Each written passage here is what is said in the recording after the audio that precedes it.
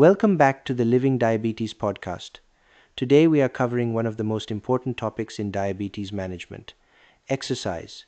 How to get started, what the evidence actually says, and how to do it safely. Let me be upfront. Exercise is not optional for diabetes management.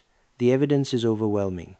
Regular activity improves insulin sensitivity, lowers A1C, reduces cardiovascular risk, helps with weight management, improves mental health, and may slow the progression of complications. No single medication does all of that.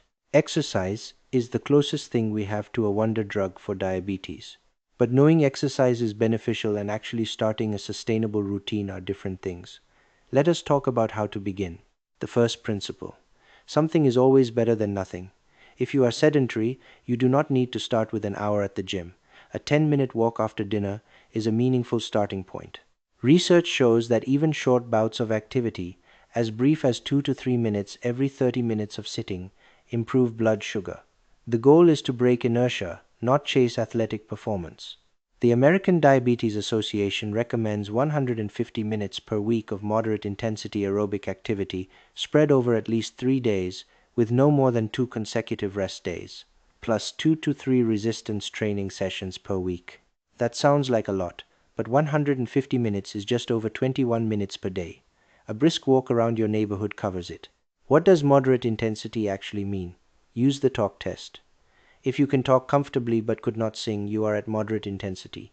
You should feel warm, slightly breathless, but not gasping. For most people, a brisk walk at 5 to 6 kilometers per hour hits this range. Now, blood sugar and exercise timing. This is where it gets diabetes specific. Moderate aerobic exercise, walking, cycling, swimming lowers blood sugar.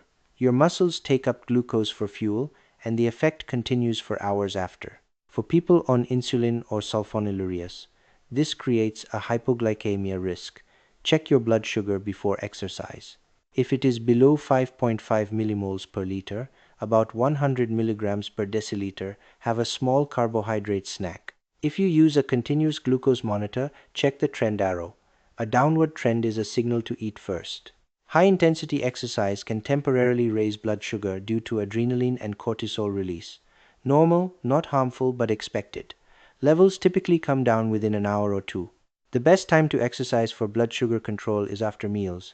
Studies consistently show that walking after eating reduces the post-meal spike more than walking at other times. Even 15 minutes after lunch or dinner makes a measurable difference. If you add one habit, make it the post-meal walk. Resistance training deserves a mention. Lifting weights, resistance bands, or bodyweight exercises like squats and push-ups builds muscle. Muscle is your body's largest glucose storage organ. More muscle means better insulin sensitivity at rest.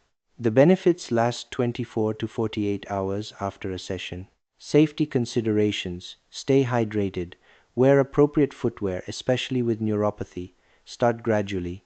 If you have known complications, retinopathy, nephropathy, or cardiovascular disease, check with your doctor before starting. This is about choosing the right exercise for your situation, not being overly cautious. The biggest barrier is not physical, it is psychological.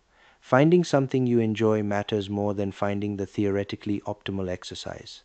Walking, dancing, gardening, swimming, cycling, playing with your children, whatever gets you moving consistently is the right choice. The best exercise program is the one you actually do. Follow us on social media for more. Until next time, take care of yourselves.